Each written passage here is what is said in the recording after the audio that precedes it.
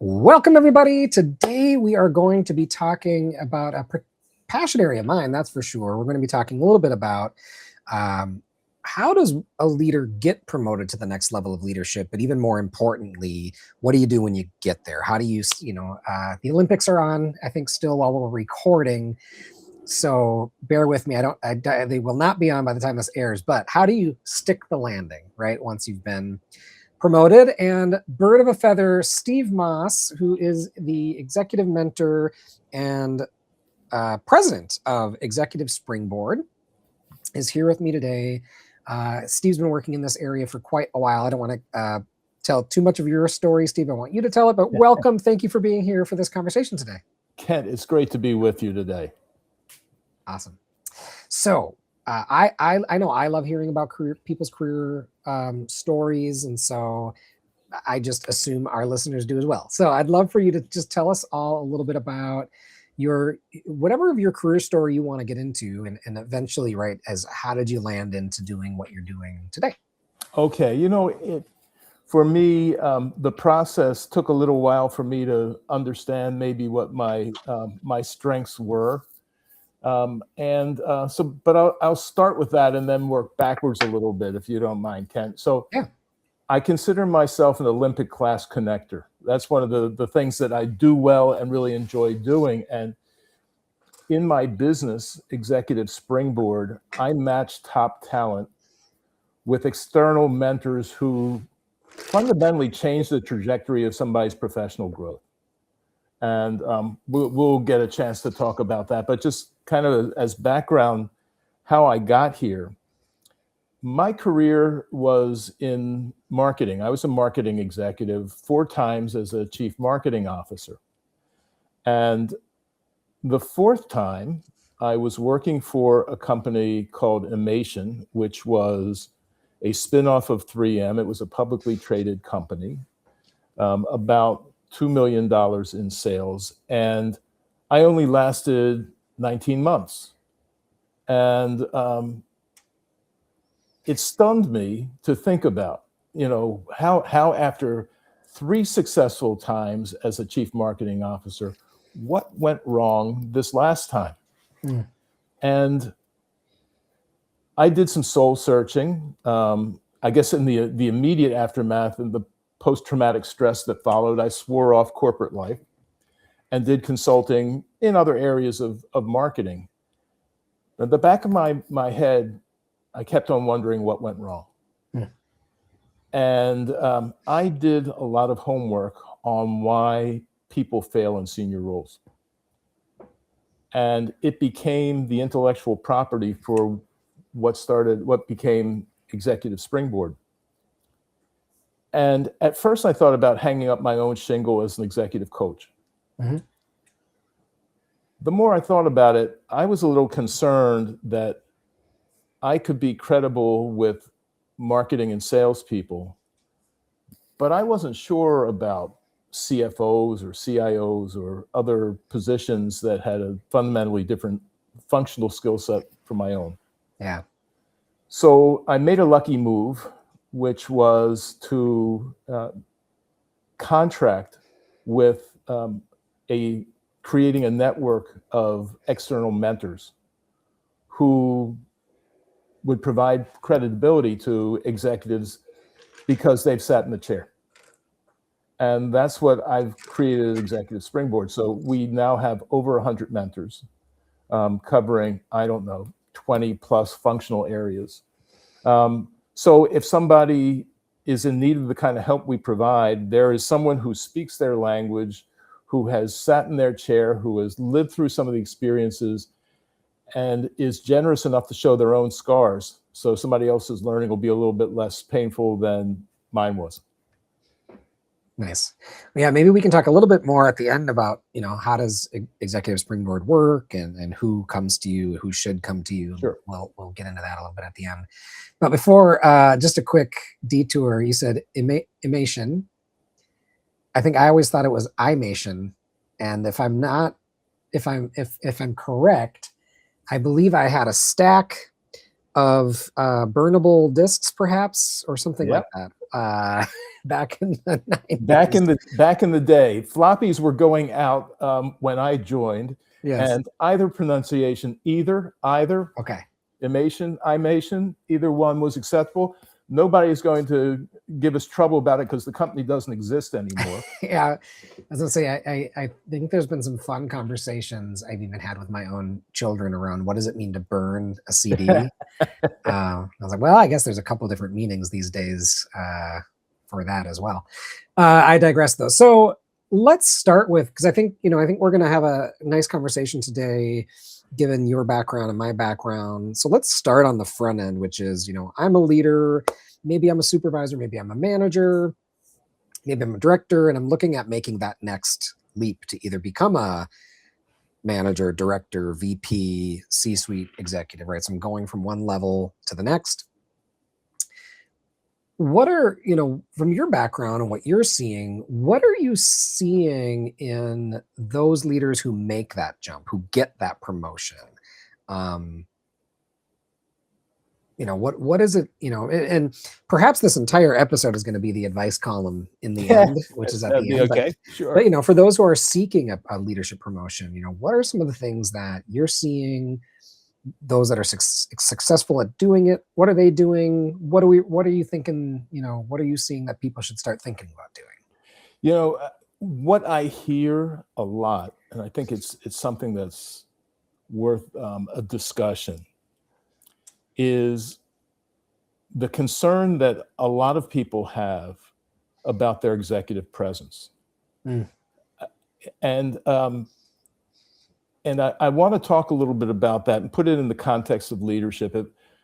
A wonderful definition of leadership that I've used for quite some time is it's the authentic self-expression that adds value. And if you look at some of the work that is done in executive presence, I'm thinking like the Bates XPI assessment. There are key elements there. There's character, there's substance, there's style. And two of those, character is often about who you are. And the more authentic you can be, the more that character comes out. And substance is about understanding how you add value. So now you get to the style piece. And I think a lot of people get tripped up when they talk about style and executive presence, because they try to make themselves something they're not. And what I would suggest for people is consider how you communicate, but in a way that feels really natural to you. If you can, slow down. If you're communicating, it's not all about what you say, it's also taking the time to listen, and seeking to understand. It's using sentences that have periods in them. It's tying data to storytelling. And maybe as important as anything, it's stopping before you become exhaustive and exhausting to others in your answer. It's almost like having a balloon with just a small hole in it where air starts leaking out. And lots of times, the more people talk, it's an own goal, to use a soccer expression, right? They convince other people that they don't have the presence that probably they have if they were more comfortable in their own skin. So yeah, I think that's a big piece of it. And being able to have that comfort, to have a modicum of confidence, and to be able to share that in a way that's meaningful is critical in making that next step. You'll notice I didn't talk about people's functional skill set, and I think maybe that depends a little bit on the level that you're at. If somebody is a director, and maybe in their in succession planning, they've been told, yeah, you may become a vice president in the next year. As much as anything, it's not trying to build any more functional expertise than you already have. It's thinking about those leadership skills and thinking about how you express yourself that starts making a difference. How is it that you build alliances? How is it that you think through ambiguity? You know, whatever it might be like that, that can play a big role. Yeah, so we're anchoring on executive presence, which I think is a good place to start, because you've been in succession planning rooms, I've been in succession planning rooms, right? And it comes up, right? This person does or doesn't have executive presence, right? And there's all kinds of words you might end up hearing, but that it comes down to what we might then refer to as executive presence. And you've given it you've put some meat on the bones there. And I think often, in my experience, I don't even know that the leaders who are saying somebody doesn't have executive presence know exactly what they're talking about or know exactly what they're even referring to. But I think you hit the nail on the head. And if I were to pick on a couple things where when I've been in the room and leaders have said this person doesn't have executive presence, right? I'm gonna kind of say some opposites, right, of what you said, right? So they're talking about someone who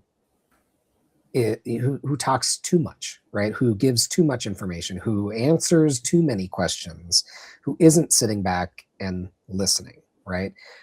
I'm going to add one. Again, I'm going to kind of talk in the opposite here from you. There are people who have a hard time, good, bad, or otherwise, leaving their old peer group behind, right? So when they go from being a manager to being a director, for example, they struggle to let go of being a manager and being a peer of the other managers. And so I often call it like the man of the people syndrome, right? And so they retain a somewhat informal, and then unfortunately in some cases inappropriate, level of candor, so to speak, with their old peer group, right? Because they don't want to lose that. They don't want to be seen as political and holier than thou or whatever. They don't want to seem like now they're kind of big timing their old peer group, right? But the leaders around the table who are talking about their future see it. And they see that you're not rising above, that you're not being careful about what you say to the next level down, that you're not appreciating the weight, the way I've put it before, you're not appreciating the weight of the water that you carry, the weight of your own words. Yeah. Right. So what did I say here? You're talking too much, giving too many answers, not asking enough questions, not being appropriate, not having an appropriate level of, I don't know how I would put that, right? What I was just saying, which is... Well, let me try. Yeah. Try. There's an appropriate level of distance that happens, yes. Right? And what's funny about that is the new reports expect that. They expect the distance. They expect that somebody is now going to be, in this different role, no longer the captain but the manager. There is an expectation that this person isn't going to be going to the bowling nights with the same guys or going to the pub afterwards or what have you like that. That they have separated themselves out a little bit, and because that's almost needed for the objectivity that comes with that role. I'm smiling because when I became a director, my first director role, I was disinvited from there was a men in HR's lunching group, right? Because men in HR was sort of a small number. And so they got together for lunch periodically.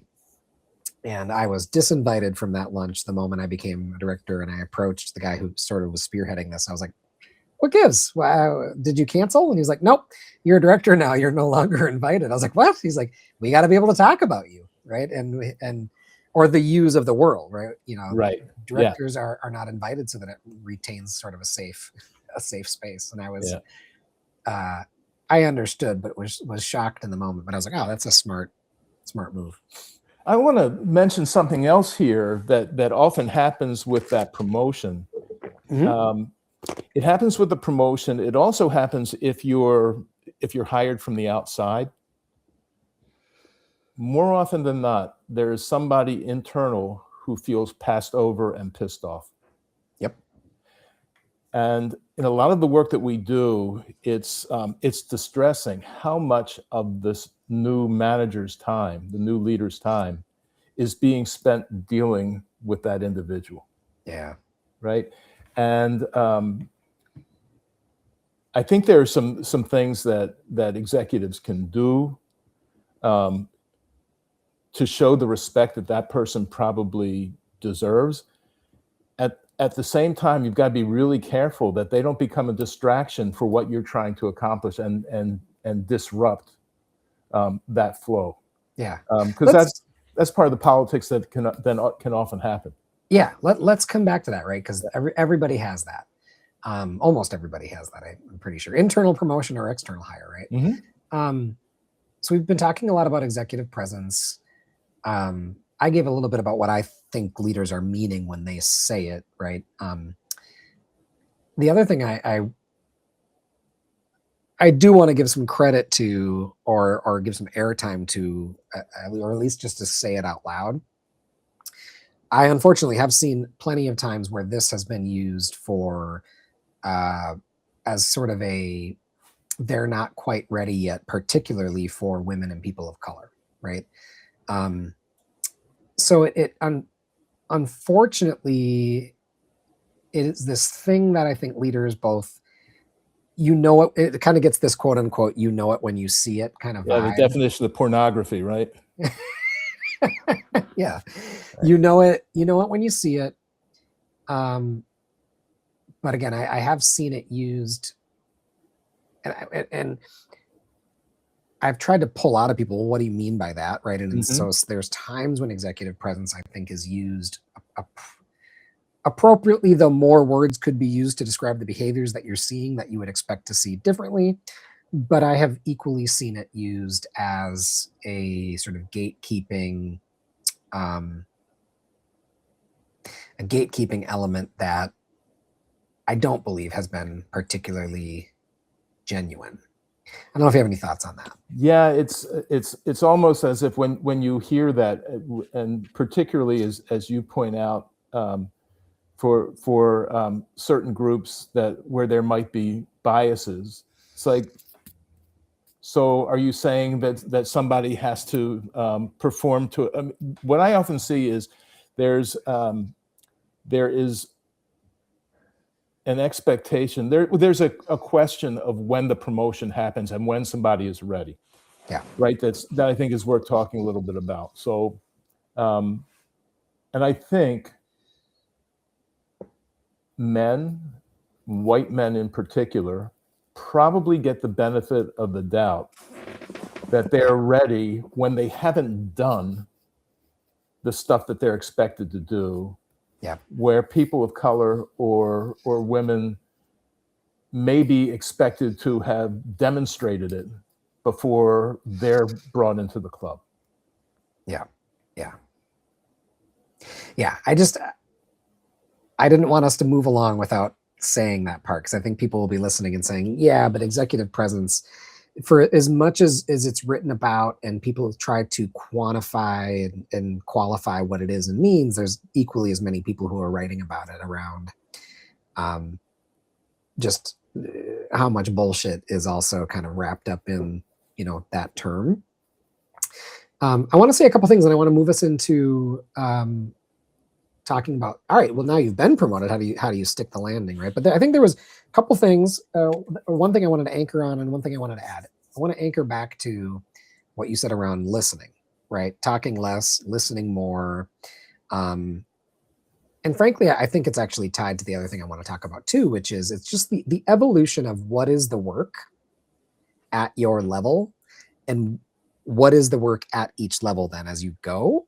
Because I think that's a big thing that changes for people that is really hard to let go of, right? When you're an individual contributor, all the way on one end of the leadership pipeline, so to speak, as an individual contributor, there's a lot of doing, right? There's a lot of hands-on work, or however you want to talk about that. Like there's producing kind of on one end of the spectrum, and there is sort of vision and strategy on the other end of the spectrum, right?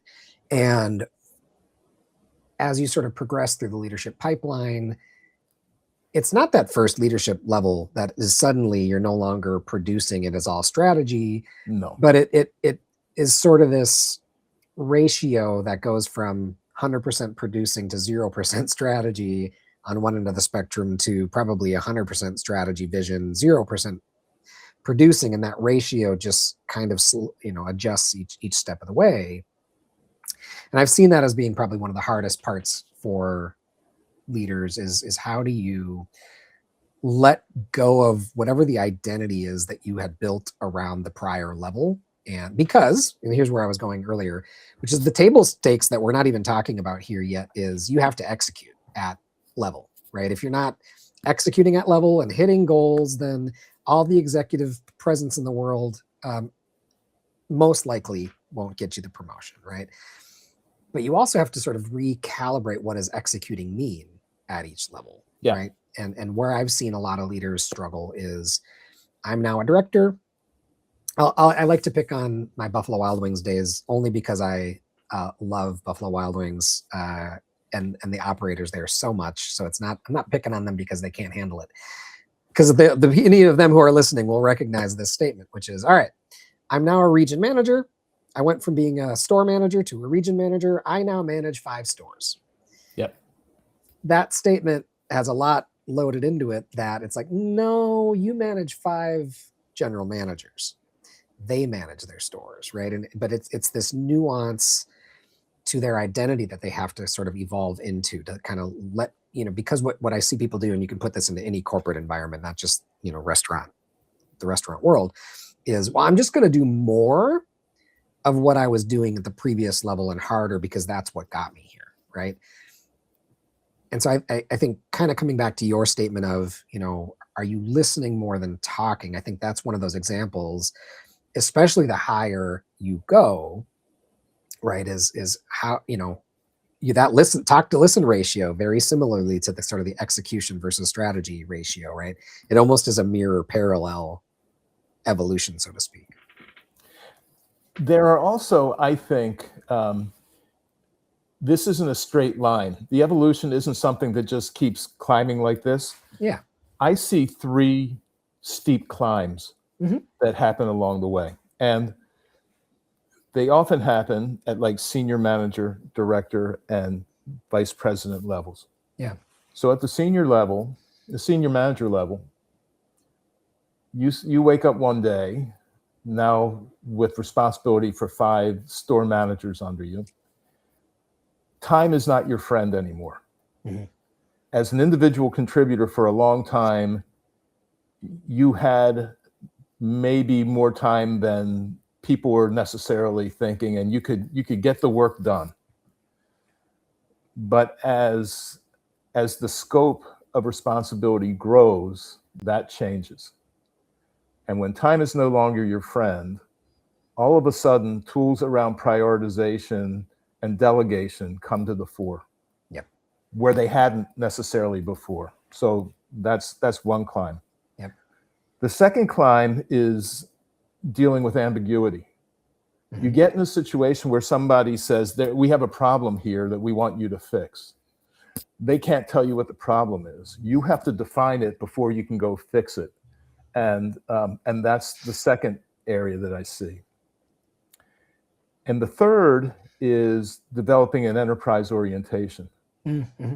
That there comes a time when it's no longer about you just staying in your lane, but about you making an impact that goes beyond that. And that becomes kind of the responsibility that people have when they're on a leadership team, is they're expected to make a contribution on things, that come from the background and experience they have, but it's handling issues that, they just have a thin slice of something that's much broader. Yeah, well put. All right, let's jump into, you've been promoted, right?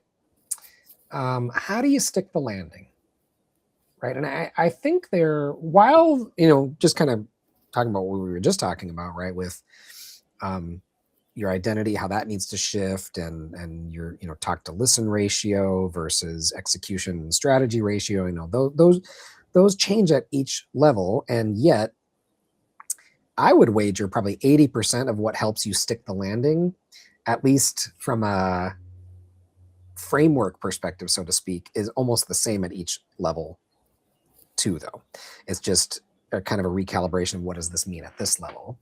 That's I don't know. There's a lot in there, but don't feel forced into that. But let's talk about sticking the landing. When you're working with folks who have just been promoted, what are some of the typical areas you're drilling into or they're struggling with? Yeah. So I can point out kind of 5 areas that are critical early on for people to get a handle on, that can lead to success. Mm-hmm. And if you don't, you can get ensnared. Mm-hmm. So top of the list would be coachability. It's really about being able to ask for feedback, receive it when it's coming your way, reflect on it, and acting on it. So that would be one area.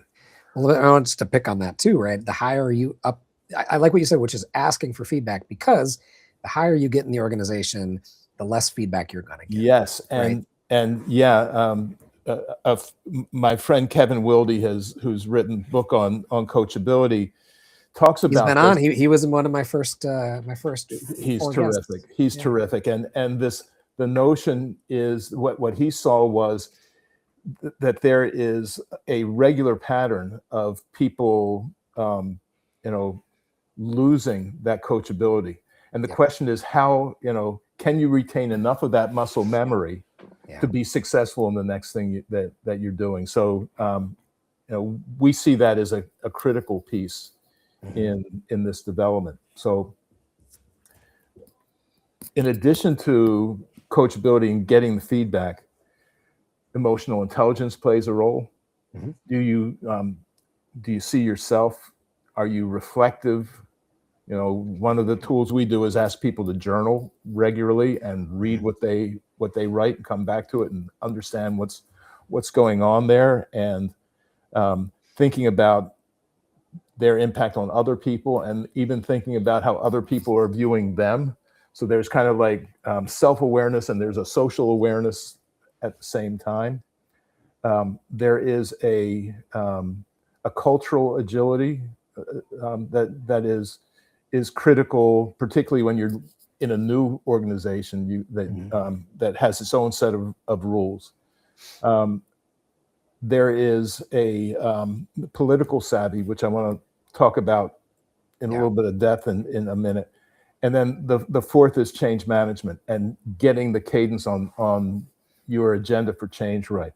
Yep. If I can talk about politics for a minute, we already discussed a little bit that notion of separation or distancing a bit from the group that you worked with before. And there's been an awful lot that has been written about it. Wow. Far less written about the new group of peers that you find yourself in, right? Yep. They may be more key to your success, or your failure if there's rumbling behind your back about your performance, your whether the credibility you bring can be made personal for them. That's all kind of a critical piece. So, and people find themselves in roles where a mentoring relationship that they may have had internally. Now, all of a sudden, this person is a peer and they're getting tail snapped, as someone tries to protect their own, their own domain. And it's a difficult lesson, because almost anybody in that new role is the least politically savvy person to deal with. Yes. So even if you start looking at counting stripes on a sleeve, there might be some asymmetrical warfare that goes on with somebody who can have that newly promoted person at a significant disadvantage. Yeah. Oh, and this is where, right, I think we're almost talking about, we're saying politics, but we're also just kind of talking about relationships. And so it's relationships, it's influence, to use a word that may not be as similar as executive presence. What the heck does exactly influence mean, right? But I think there's 3 buckets of relationships that I try to talk about with the folks that I work with, which is your boss, your direct reports, and your peers. Yeah. And what I see is sometimes not enough time spent with some pretty critical conversations with your new boss very quickly and very early. An over index of time spent with your direct reports, and an under, even though it's it's different, because I would say I see it an inordinate amount of time spent with the team, the direct reports, and under indexing on boss and peers. Yeah. But I think you need to spend even more time with your peers than you do your boss, right? But there's critical transitional work to do in each of those 3 buckets. And to stick with peers for a moment, can't tell you how many times I've heard in talent review kind of conversations where we're identifying high potentials, or even specifically talking about role successors, is, has not built a strong network among their peers. And how many times that was a significant knockout factor to whether or not someone was considered high potential, or sort of where we were talking about their readiness for the next level on what kind of timeline. Yeah.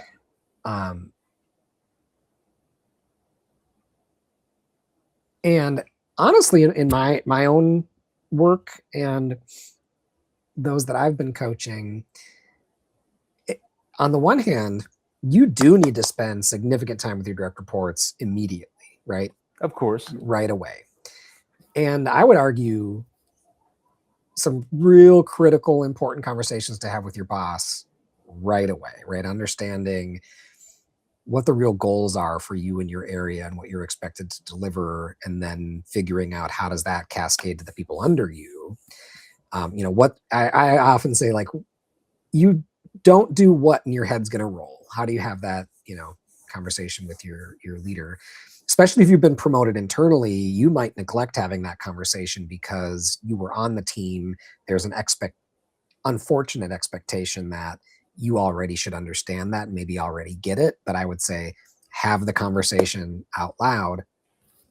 And I don't usually recommend that people spend a ton of time with their peers in like month 1, month 2, but you want to be careful not to ignore them either. How do you have some light touch conversations right away? Just setting the stage that you're going to be spending some time. But then I've seen too many people sort of completely neglect that peer set. And so what do you, I could keep barreling on there, but when you are talking with people about how they are either establishing as an external hire or recasting, so to speak, as a internal promote, what are some of the things that you're talking with people about on recasting those relationships with those peers? Yeah, on the relationship with a boss, yes, I think clarity on goals is critical. I also think decision rights are right up there as well. Absolutely. And we've used a tool that I wish I could remember who first explained this to me, but he had a business in Minnesota, and the 2 owners of the business were brothers who lived in Florida. So he wasn't going to get a whole lot of time with them. And he said, I want I want to kind of get things set in three buckets. One is the things I can just do, and you're never going to hear about them. The second is the things that I'm going to do, and then I have to tell you about afterwards. And then the third is, what are the things I have to ask you before I do?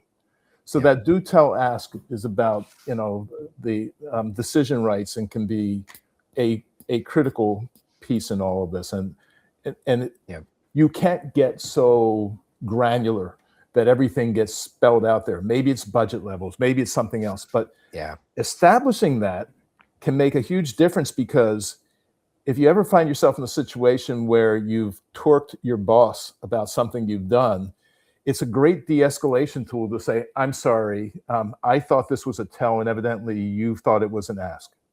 So there's a language there that can help with that.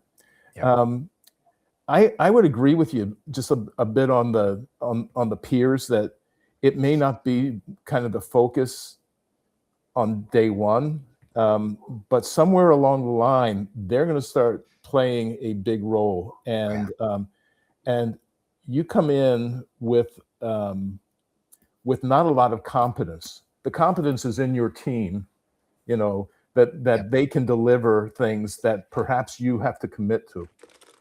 And so a lot of it is begging for time, either with your peers or with your boss, that as you're getting up to speed, some things are being delivered for them, and understanding what that is and what's important to them, their priorities, to try to make whatever competence you have valuable to them, goes a long way to start building those relationships up. Another thing that I'd say, and it ties in with the team a bit, when people get promoted, and particularly if they're staying in the same business unit and the job hasn't necessarily changed, but now they're in a more supervisory role, getting out from under the work they used to do is so important, and it can be so hard, because lots of times all they're being told is, congratulations, you're now a vice president. And it's not clear that the role has changed, but someone has given you a pay bump to do different kinds of work than you were doing in the past. And figuring that out can be a pretty important thing. I want to come back to peers for just a second, and then I want to make sure we come back to how do we deal with the person who also wanted the job. So I want to stay honest to that. But with peers, I often recommend just start out building a friendly relationship, right? Just, where do they live? What do they do outside of work? You could certainly get into some of the, like what are the goals of your, I do recommend that at some point you get into some specifics on what are your goals? What are the things you're responsible for delivering for the organization? Getting into some conversations around what gets in your way? How does my team help or hinder that? Right. Kind of get some understanding of how they see the world. I have also seen, and while you're no longer a level below these folks, I have seen some leaders be quite successful in how they are taking, kind of recasting a more peer mentor sort of relationship, at least in the first 3 to 12 months, right? To say, hey, you've made this jump, how do you pick, if you have 6, 7 peers now that used to be above you, how do you take a few of them as, your peer mentor, partner in crime, those who can tell you all the unwritten rules, right? Uncovering both from your boss and your peers, where are the power dynamics that maybe I didn't see before. But I've seen some people be quite successful with just a slight near-term tweak to those relationships, where it's like, I still need your mentorship, but just as a peer now. I think it's a great point, and totally agree with you on that.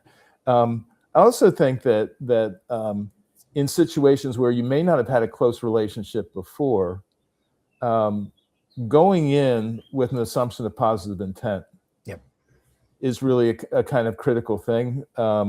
Until, if something happens and you feel like you have to protect yourself or your team Okay, different situation. Or even in that situation, go into the conversation with a recognition that that somebody wasn't doing this to necessarily to shiv you, Right. but so where is the triangulation that can happen? And the balance in that is to try to create that alignment without, while still maintaining air support for your own team. Mm-hmm. Yeah. All right. I want to come back to before we're going to do a rapid fire advice column. Like I said, I think this entire episode has been the third segment of this podcast, which is great. But I want to come back to, because I've moved us along from it, and I don't want any listeners out there being like, wait, that sounds really sticky and important. So you've been promoted or even brought in from the outside, and there is someone on that team who wanted the job, who didn't get it. How do you work with people through that? What are some of the things you have helped people, or how have you helped people kind of overcome that very specific challenge? I'll come to that but let me bring something up that's kind of related to that. Lots of times, leaders do their people a disservice by suggesting that they're somewhere in the succession plan where they're not.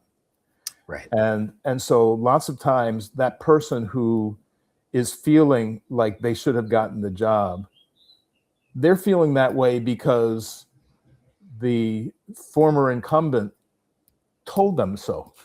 Right. And because it's one of those things that helps them with their with retention. It helps them keep somebody engaged.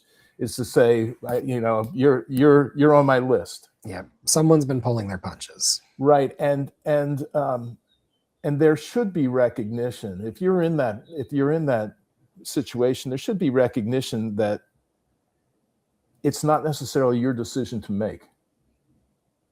It's a recommendation that you can give. It's not your decision to make, and those people have to understand that it wasn't the person before's decision to necessarily make. Okay, so what happens? As I said, this happens with a lot of people. They see this dynamic. It takes up a lot of their time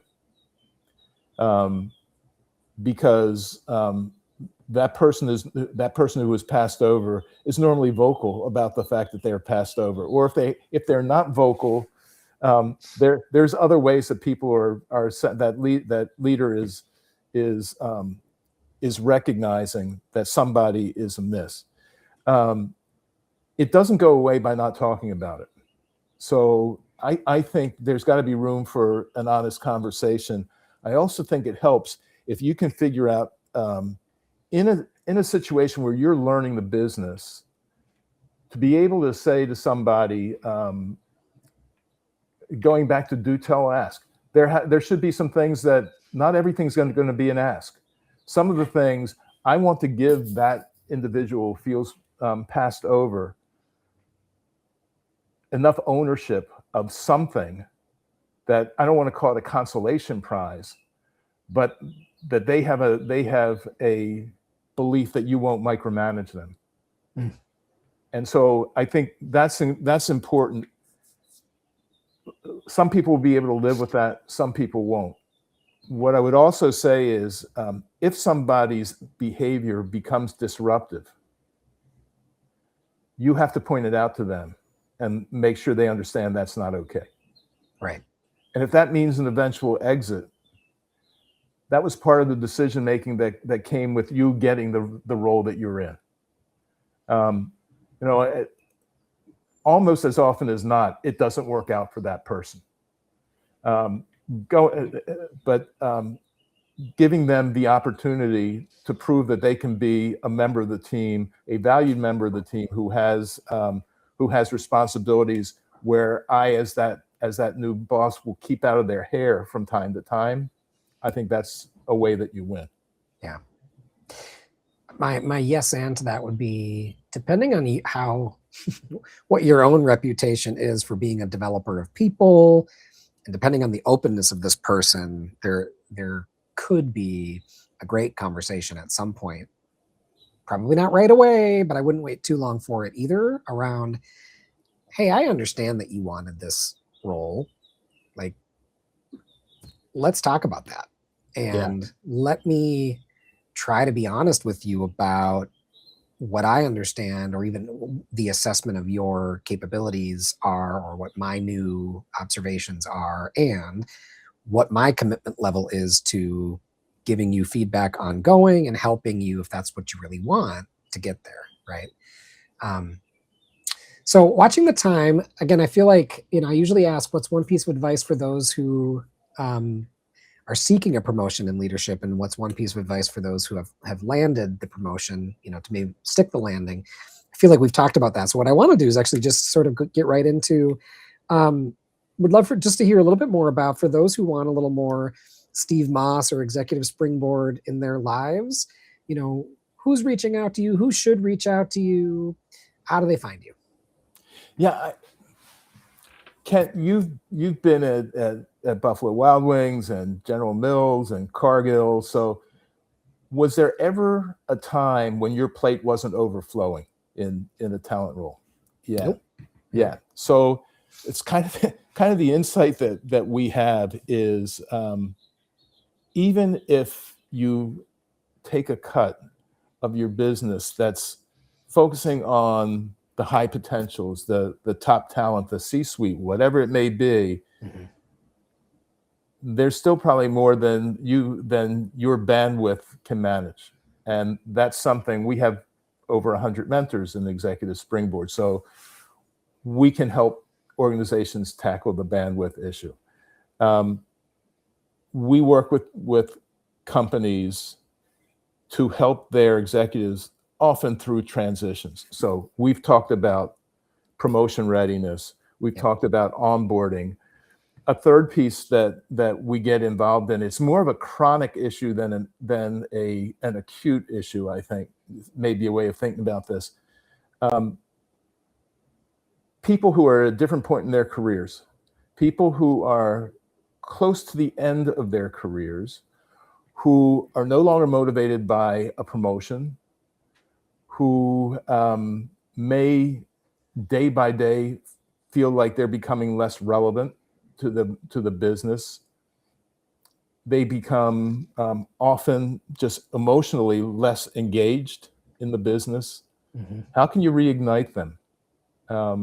What's the spark that you can provide to get them to think about the impact that they can have beyond their own function, the legacy they want to leave,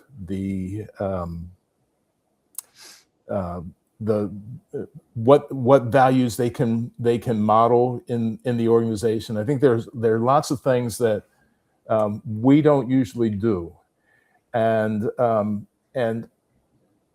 these senior, long tenured people in an organization can sometimes go on autopilot by believing, yeah, well, I've got knowledge that is because I hold this close, I'm of value to the organization. And trying to flip this so they start realizing that there's value in that information being shared, that institutional knowledge being shared instead of being held tightly, I think is something that's kind of critical as well. So those are kind of the three areas that Executive Springboard deals with. Nice. Yeah.